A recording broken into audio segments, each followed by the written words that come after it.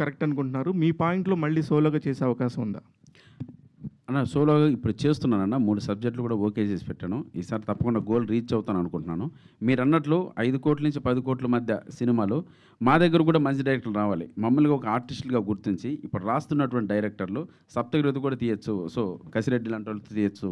ఇటువంటి వాళ్ళతో కూడా మనం వీళ్ళతో కామెడీ సినిమాలు కాదు, ఒక మంచి వెయిట్ ఉన్న సినిమా తీయొచ్చు, వర్త్ ఉన్న సినిమా తీయొచ్చు అని వాళ్ళు అనుకొని మా పైన రాయగలిగితే మేము పర్ఫార్మెన్స్ చేయడానికి రెడీగా ఉన్నాం. ఆ పర్ఫార్మెన్స్ కూడా వాళ్ళు మా దగ్గర లాక్కోగలగాలి.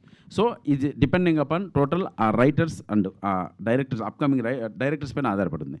కానీ మీరు కొత్త నిర్మాతల కోసం మీ అందరూ కూడా షేర్ హోల్డర్స్ అయితే తీయగలరు, కానీ ఇలాగా తీసుకుంటా ఇప్పుడు చిన్న ఒక నిజంగా మనం మాట్లాడితే పవన్ కళ్యాణ్ కొత్తవాడు, ఇతని మీద 10,00,00,000 మార్కెట్ ఎలా జరుగుతుంది, ఎంత కష్టం, దానందరికీ మీలాంటి ఒక రాజ్ కుమార్ లాంటి వాళ్ళు కానీ మీలాంటి కానీ మీరందరూ కూడా ఒక షేర్ హోల్డర్స్ లాగా ఉంటే మంచి సినిమాలు వస్తాయేమో, మీరందరూ కూడా అందులో కాంబినేషన్లో ఉంటే ఇంకా మంచి కథలు వస్తాయేమోనని నా అభిప్రాయం.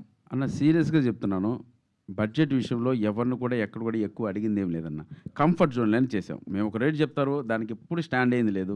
తప్పకుండా వాళ్ళు అడిగిన మాటకే మేము చేసిన సందర్భం ఈ సినిమా కూడా. సో కొత్త అబ్బాయి చేస్తున్నాడు, మనం మనవంతుగా